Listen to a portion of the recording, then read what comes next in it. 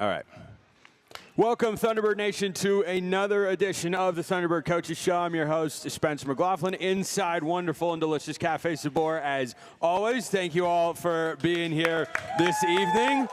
Always great to get to talk some ball. I'm joined, of course, by head men's basketball coach Rob Jeter. Isaiah Cottrell is our student athlete this evening. And, Coach, let's hop right into it. It's been 2 weeks since you were last on the headset here talking about your program, had a few games since then. Just talk about where you feel like your team is at in the season right now. I think we're in a good place. We have persevered through a tough non-conference schedule.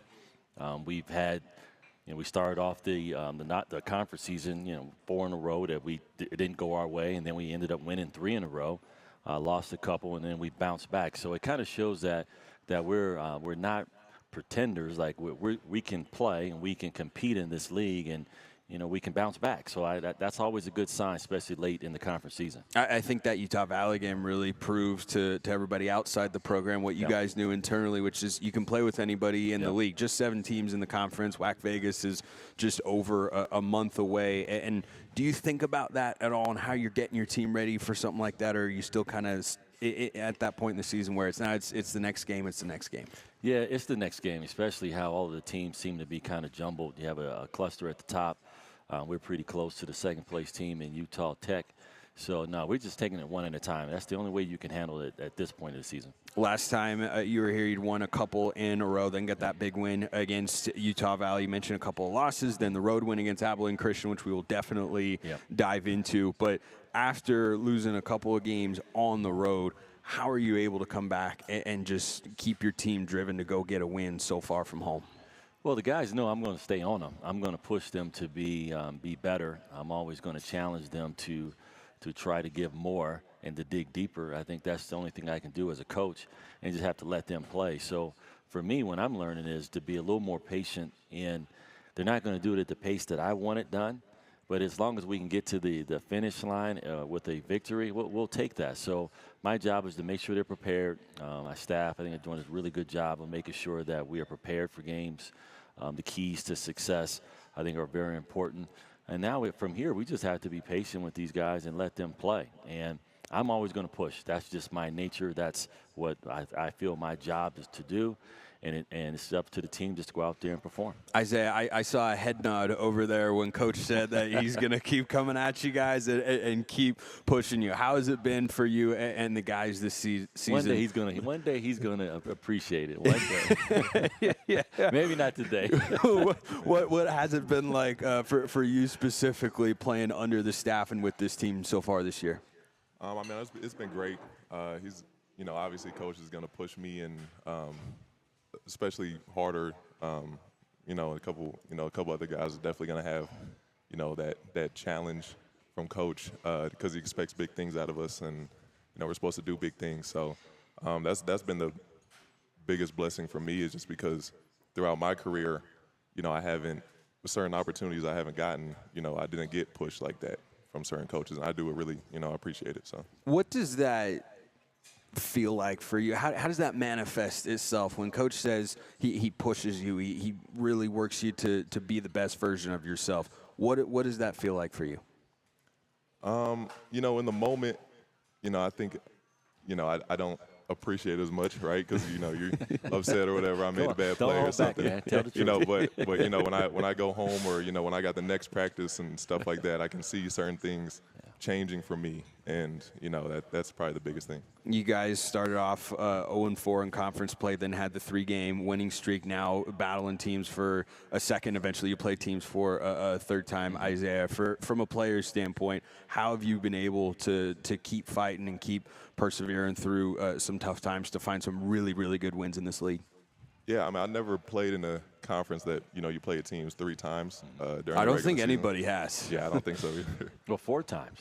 4 times, yeah. Once you get down to the conference tournament. Yeah, but I think it's really, honestly, I think it's a good thing, because you may have a bad game, right, against Utah Valley, but then you know what you need to do the next game, and I think that's what we've been doing just so far. I think we've been changing up the game plan and things like that, making good things happen. Coach, one thing that's been consistent over the last few games, whether it's been in a win or a loss, has been Jaden Farrow's performance. Just absolutely incredible. I mean, the field goal percentage, the three-point percentage, it's all been there.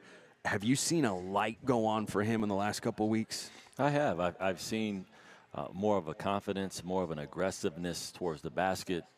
Defensively, he is a lot more attentive to some of the things that we're trying to get this group to do. But I think really it's the entire group. It's not just him. Maybe the group is feeding off of him. But I know it's important to see guys play with more confidence and to play more downhill. And Jaden is definitely one of those players that's doing that. For your post players, having him and having the guy next to you up front, it's such a skilled tandem up there. Have you guys been able to lean into that for offensive success? We have. We definitely have. And as soon as Ice starts making threes, I think we're going to be a more difficult team to handle. Because I know he can make them, and he knows it too. It's just, I'm not even going to say how many he's made this year, but I mean, I know how many it is off the top of my head. Maybe 3 fingers can count it, right? But he's so much better than that, and so that's what you're waiting for, right? And boy, when it happens this season, someone's in trouble. Yeah. So you guys went down to Utah Tech after the win streak. Tough place to play. Scored 91 points. Didn't quite have it at the defensive end. Then you go on the road and take a loss to Arlington. But let's dive into that game last time out against Abilene Christian. What did you like about your team's effort in that one? Well, what I liked the most was that we didn't play our best game. Like the first half it wasn't very good. It was a lot of turnovers, a lot of scoring for the other team. We didn't defend quite well. And then we didn't play well, but at the end of 20 minutes, we were only down 6 points. So I think the best thing to take away from that game was that we didn't have to play our best game to find a way to win, and that's what we did. We found a way to win, and I've been saying this for the last couple of days, at least to my staff. It's like this team plays at their pace, and I'm trying to get them to play at a different pace. Let's get it right now. Let's do this right now. And at least what they're starting to show is that they have a rhythm and pace to them. And as long as I can stay patient and the staff can stay patient and we don't run out of time, we can win the game. Yeah. Sometimes you just needed a 42-minute game, and it would have a couple more minutes. That's it. A couple more minutes. Isaiah, for you, walk us through that Abilene Christian game. Bit of a dogfight there in the first half. What adjustments did you make in the second half to come out with a win? Just talking more about taking away certain guys' opportunities. Obviously they got Hubbard, who's probably the best player, right? And they had what's his name? Smith. Smith. Just handling the ball screens a certain way. I think we were kind of more dropping back in the first half, and then the second half I kind of started getting up more, making the shots more difficult and things like that. And I think just the whole vibe of the game just felt so much better, especially in the second half. We all felt connected. We all, especially on the defensive end, just talking, speaking. I don't speak as much, but I think I was speaking a lot more of that game. So, but yeah, it felt good, and having a win on the road definitely gives us a lot more confidence going in, throughout this conference. Coach, is it a bit of a chore for you to get Isaiah to be more vocal at practice and in the defensive drills? Well, he's not going to be that vocal guy. Okay, as I think the biggest thing for me is trying to figure out what buttons I can push, what type of personalities that we have, and then manage my expectations. Right. So as a coach, and I've known him since high school, my expectations for Ice has been very high. Like I look at him and I say, okay, this is what I expect. And for the most part, he's working hard to get there. Now, there's times where I feel like I've got to, he should attack the game like I would, but he's not going to attack the game that way. So what you try to do is figure out how to manage both, right? Your expectations and then how they want to attack it based on how you feel they should do it. And if you can understand that, okay, this is our plan. Let's work really hard at doing it. Let's give the effort. Let's understand the plan. And then just let them go out there and play. I think that's what I'm really finding more about this group is that there are moments where I look at Ice, like he'll have a smaller player on him, and I expect this, right?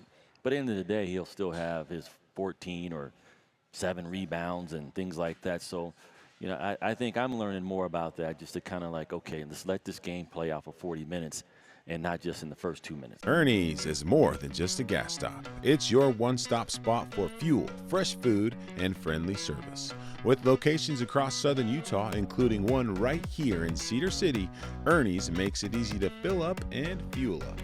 Don't forget, Ernie's is home of the world-famous chicken strips, a local favorite that keeps fans coming back. Proudly supporting SUU athletics and proudly serving our community. Stop by Ernie's in Cedar City today.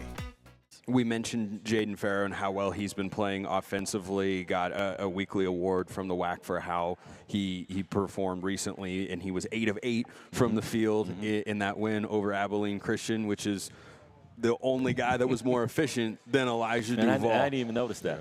Yeah. That's what I'm saying as a coach. And I'm looking at all these other things, and I'm looking at the stat sheet, and I don't see 8 for 8. I saw 21 turnovers. That's what I saw. You know, so again, that proves that point. Like, these guys, they're young men, and sometimes we got to take a deep breath. And just like him, when he goes back and he sees, okay, I can see why coach is on him. Sometimes I go back to film and I can see, well, man, maybe I should not have said a few things. But at the end of the day, as long as they know we care about each other, I think it all works out. Yeah, Elijah Duval, though, big buckets down the stretch in this Abilene Christian game. You mentioned the youth, nobody younger than the true freshman, but boy, he doesn't look like he's playing as one right now. Yeah, getting downhill, that last shot where he stepped through and it looked like a rainbow. It looked like it was in the air for 2 seconds, 3 seconds in the air, just kind of hung up there. But just he has an attacking mentality. He's doing a much better job of passing the ball. As long as we can maybe take 1 or 2 turnovers off the board, we know he's a better player. But I think not only was Ja his bucket, I think Kale's and one was big.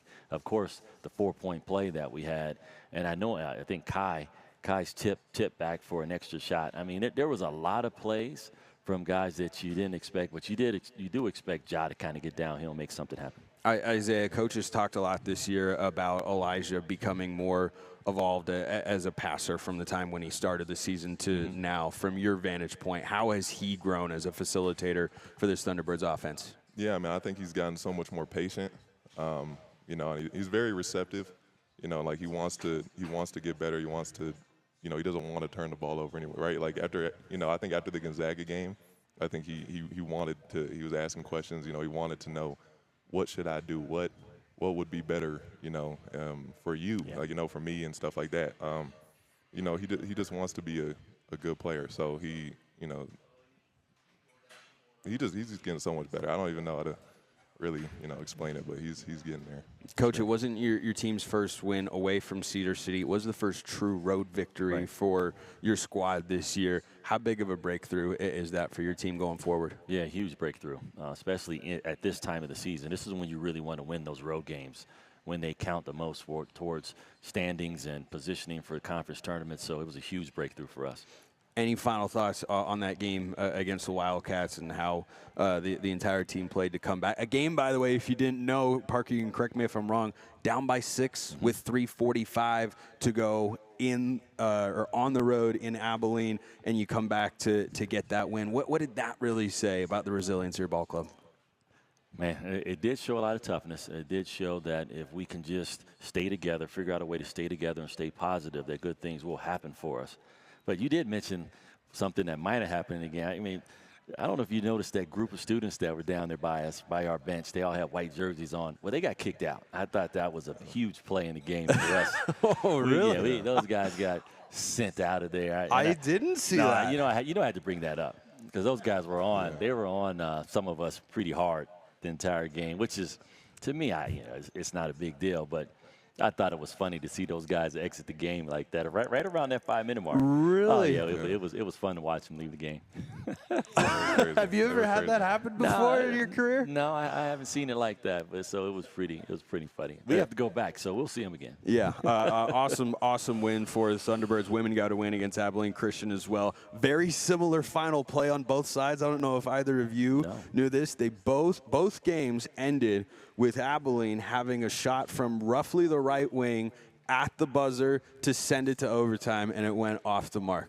Wow. And those shots happened about 3-4 minutes apart from each other in real time. So Saturday was just that kind of day for the Thunderbirds. But we're moving along here, and we've got our Pizza Hut, Pizza My Mind question. Coach, no game for you on Thursday before Tarleton comes to town on Saturday.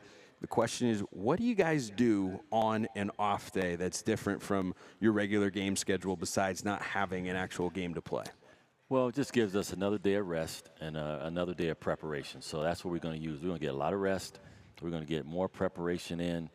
We know we're playing a team that's going to be disruptive. So rest is very important for us. They're going to really get into us and play us 94 feet. And you can remember the game the last time. It was super, super aggressive. So we're going to take some time to heal up, rest, and prepare. Isaiah, what do you like to do when you have an extra day off? I mean, I really plan on just sleeping in, you know. He likes to sleep in, by the way. Yeah. Big I sleeping guy. Yeah, ask him about early morning practice. Yeah, How's early morning practice? I love early morning practices. Yeah. They're my favorite. Yeah. Coach knows they're my favorite. Yeah. And how early is an early morning practice? 7. Oh, that is early. No, we're talking about 8 o'clock, but he has to be up by 7. I mean, that's that's not horrible. That's still early to get up and go and practice with you guys. But Isaiah, I want you to go back to that first Tarleton game, which I'm sure you all remember. One of the craziest basketball games that we've all ever seen. 106 to 105, the final in overtime. Just take us through the roller coaster of going through that game and ultimately getting a win. Yeah, that was crazy. We're all sitting there on the bench praying, like, no overtime, please. Let's do this. And I'm pretty sure Kai tipped the ball on that inbound play. Yeah. You know, it shouldn't. Did he really? Yeah. He didn't want to say anything, but yeah, I don't think we should even end like that. But yeah, that was a really exciting game, though. I'm glad that we were a part of it and we came out on top. But yeah, that was amazing. Yeah, Coach. Second time, right? Playing Tarleton this year, and then you'll give him a trip to Stephenville later in the conference calendar. What stands out about this Texans team? They had one kid that scored 40. They had another that had 20-something. So it starts with those two players. I think the way they defend and really jump out on ball screens and make it difficult for you to move the ball from side to side is another factor. It's just going to be a pressure-filled game, and we have to make sure that we limit our turnovers. We have to do that, and we have to make sure that we're ready for the physicality. Last time, of course, a lot of points, overtime added to that for sure. You always say the biggest key every week is defense. Dior Johnson is statistically, I think he's still the best scorer in all of college basketball. Parker's telling me that he's second right now, but he's the leader in the WAC, and it's just been exceptional. And I mean, he's just so explosive and dynamic when you're going against a guy like that. How do you try and game plan defensively for him? Gotta hope he misses some of them, I guess. And when he does, get the rebound, because it doesn't matter what you do. He's going to come downhill, so he's going to put pressure on you, and he's going to add the officials. It's going to make them part of the game. And so far this season, the officials have allowed him to do certain things, or he's put himself in position to do that, and then he's getting extra shots from the free throw line. So, boy, if we can get him just to miss a few of them, try to get him out of rhythm, I think that's going to be one of our goals. But if we can limit them for offensive rebounds, that's going to be the key, one of the big keys. Isaiah, that first Tarleton matchup was a game that saw you have a good rebound total, and I feel like kind of jump-started you on the glass. Has that been more of an emphasis for you as a starting five-man in the last couple of weeks? Yeah, definitely. I mean, even like T.O. comes up to me and tells me to expose my rib cage, fly up there, get everything, and I don't want to just box my man out and not let him get it. Sounds like it hurts, doesn't it? Yeah, that's what I was saying. Easy for T.O. to say. It's very put your rib easy cage on the line for the sake of the team, man. He's only 6'1", and he's probably never touched the backboard. He's talking about exposing his rib cage. I don't know about that. Yeah, but what is it like rebounding down there in this league? A lot of very physical guys that you have to go up against. Yeah, it's really not the guy that you're guarding that's hard. It's the other guys flying in there, because most teams send everybody, especially the Texas teams, they're sending everybody on there to go rebound. So just making sure you get up there, secure the ball. That's really the biggest thing. Well, Coach, before we get to our student spotlight and then shout-outs to wrap today's show, any final thoughts going into this game against Tarleton State? The only thing I can say is, I'm really proud of this team is how we have found a way, especially against Abilene. Like we were not playing well, and we weren't feeling well. And I can remember games when that same kind of mood hits our group, and we just kind of not give in, but it just doesn't work out favorably for us. And we found a way to win. So that's what I'm most proud about. So I think if we can take that, knowing that we can come back, especially on the road, but we can play so much better, I think that gives this group a lot of confidence. When it comes to smiles, Thunderbird fans know who to trust: Webster Orthodontics, the preferred orthodontist of SUU Athletics. They're the reason Thor the Thunderbird has that beautiful game day grin, and they can do the same for you. Whether it's braces or Invisalign, Webster Ortho provides personalized care and outstanding results, proudly supporting SUU Athletics and our community. Visit webstersmiles.com today to schedule your consultation. Webster Orthodontics. Show off that Thunderbird smile. Well, let's get to our student spotlight today. That is, of course, Isaiah Cottrell. Start with your major hometown journey to Southern Utah and maybe a couple of your favorite places to eat in town outside of Cafe Sabor, of course. So I'm majoring in hospitality. I got my degree at UNLV, and I just got my second diploma from here. Double grad. They just Double college grad here, everybody. Yep.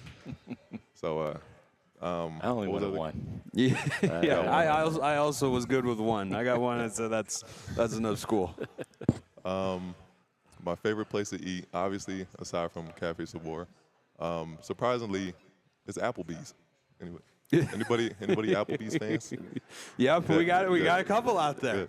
That is surprising. Yeah, I mean, I think there's a sneaky number of people that love going to a place like that just keeps it kind of simple. Doesn't try to go overboard with anything. Just sometimes simple is the way, right? That's it. Yeah. What have been your favorite things to do in town since you got to Cedar City? I've been waiting for this question. I want to shout out the Cedar City bowling lanes. Oh, yes, that's right. Yeah. He's a bowler. Big bowler. Yeah. Big bowler. I got my teammates to, we banded together, and the best team that you've ever seen. But yeah, that's probably my favorite thing. It's something to stay active, and then keep the competitive juices flowing. What's your average? We got a question out there. What's your average? I tell people all the time 210, but I'd probably say about 190. 190. Yeah, it's always a little more. Yeah. Are there rankings in this league? Like, are you guys ranked like first, second, third? Because you guys are like in the actual league, right? It's not just going together and having fun against each other. Yeah, we're ranked 6th right now. Okay. Out of how many teams? 6? No. 7. 6, 7. 12 teams. But we missed the first 2 weeks. So the first 2 weeks they gave us negative scores. So we're fighting from behind. So really, you're like 3rd or 4th out of 12 teams if you'd been able to be there. Why weren't you there? Were you busy with something like, I don't know, practice maybe? We didn't know the league existed. So when I found that out, we signed up immediately. Who else is on the team with you? Jaden, Kai, and Tanner. Can you imagine that group? Jaden, Kai, and Tanner. I got to tell you, you have to. I was going to say, you got to stand out at the bowling lanes. I mean, Tanner's the shortest guy, and he's what, 6'4"? 6'5". Yeah, 6'5" is the little guy. He's 6'5". He would get upset. Yeah, okay. He would get mad. Yeah. My apologies, Tanner. So he's 6'5", walking around as the shortest guy on the team. Do you think the length gives you an advantage when you're throwing at the lanes? I mean, the way I bowl, I think that because I'm so good, I think that he's got that length, that reach. Yeah, you can just drop it. You just reach down the lane and drop it halfway next to the pins and let it roll. That's it. If you saw how Kai bowled, that you would think that he's reaching all the way down the lane. Like, he throws it so fast. It's crazy. Does he get the maximum extension without going over the line, right? You're not breaking that particular rule, right? Yeah. No, never. Yeah. Have you ever seen the movie The Big Lebowski? I think I did. I haven't seen it in a long time. There's a great scene in there with bowling. John Goodman gets really mad at a guy for his foot sliding over the line. If you enjoy bowling, you'll appreciate the scene. But your journey to Southern Utah has seen you go a lot of different places. You're from just a couple others down the highway in Las Vegas originally. How did you go from there to all over the place to now here in Cedar City? like from my high school start. Yeah, start with high school. Started at Bishop Gorman High School. I was there for 3 years. My junior year, I committed to West Virginia, and I decided to move closer to West Virginia, to be around coaching staff and my future teammates and stuff like that. So I went to Huntington Prep for my senior year. Go to West Virginia for 2 years. First year, tear my Achilles, and then play that next year. Transfer to UNLV, come back home. Was there for 3 years. Broke my foot there, and then I came here. I talked to. Hey man, let's knock on some wood. No, We got games. We're all healthy now. We're good. We're fine. That's a good point. But yeah, and then hit the portal.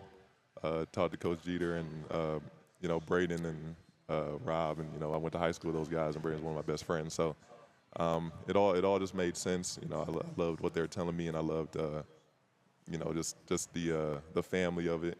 Just the familiarity, and here we are. Yeah. Awesome. So this is your 6th year of college basketball officially, then with 2 of them having been marred by injuries, right? Yeah, sixth year of college, fourth year playing. Yeah. What's it been like to go through and have to come back from all that? Because there's not just the sitting and waiting and not being able to play, which is obviously what you want to do, but then there's the rehab and the work it takes to get back. How have you been able to persevere through all of that to get to where you are today? I mean, it's tough, especially the first injury. When you hear the stories about Achilles and stuff like that, like, oh, you're never going to be the same, or you're never going to, it's going to take a year plus to heal and things like that. You might not play the next year, right? So, that was really tough, especially being 19 years old, never having an injury ever, right? So it's just really tough, and it's really the mental aspect of it too, because every time you come back from an injury, you're not the same, so trying to get that confidence and things like that back, it's a tough one, but once you do, you feel much better. How have you felt playing this year? All good? I feel good. Yeah, feel really good. Awesome. So after school, potentially, if that ever comes to a close, everybody's getting eligibility nowadays. So you never know. You might have 3 years of eligibility left, and you just really don't know it. What do you want to do once school comes to a close? Yeah, I mean, once I'm done with college at about probably like 38 years old, I'll be why leave, right? I mean, staying You here get forever. paid. Shoot, stay in college, man. might as well. Come back for a 7th. We'll pay you. Yeah. Oh man, obviously I want to do things within my degree. Well, I want to go play professionally, right? That's always the goal. But after the ball stops bouncing, I want to do definitely stuff within my, obviously in Vegas and stuff like that. I met so many people, I have so many connections, especially when I was pursuing my degree, doing the volunteer hours and I had an actual job and stuff like that. And I met a lot of good people, so I want to, pursue that and make those connections work. Actual job. I had an actual job. I had an actual job. We've all been there at some point in time. Yeah. Having an actual job.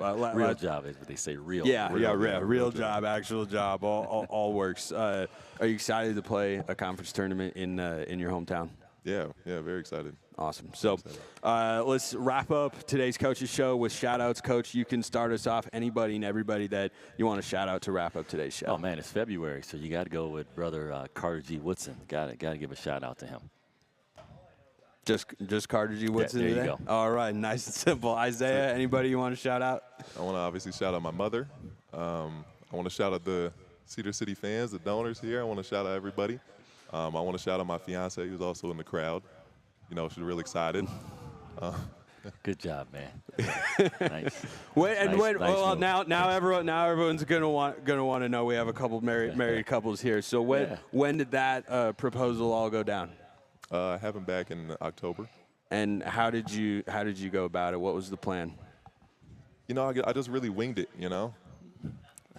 You winged it? Okay. No, I'm just kidding. Let me give you some advice real quick. Come up with something really good right now. Yeah, you need me to stall for 30 seconds while you come up with something? She's sitting right there. No, I'm just kidding. Right no, we He's a private man. We went down to Vegas, and it was actually with a couple of my teammates. Whatever, it was early before the year started, and we went out there and we made it like, oh, it's a trip, we're just having fun, whatever. And then I took her to a side, and I let her know. I kind of pranked her too, her friends were saying like, oh, like, is he gonna propose? Like, when he's gonna propose? Stuff like that. And then, I got up and I was like, man, I hate that your friend keeps asking me when I'm gonna propose. I mean, what? That's not her business, like just really doing all that. And then went down, acted like I dropped something, and then I, bow, surprised her, and then. Nice. Then she was crying like a little baby, and it was awesome. It was amazing. It was great. So. Well, well done. Very, very well done. That is where we will wrap. It's February, the month of love, so we end with a proposal story for the first time ever on the Thunderbird Coaches Show. He's Isaiah Cottrell for head coach Rob Jeter. I'm Spencer McLaughlin. Thank you all for being here. As always, thank you all for tuning in. We'll see you next time. Go Birds, and have a wonderful rest of your day.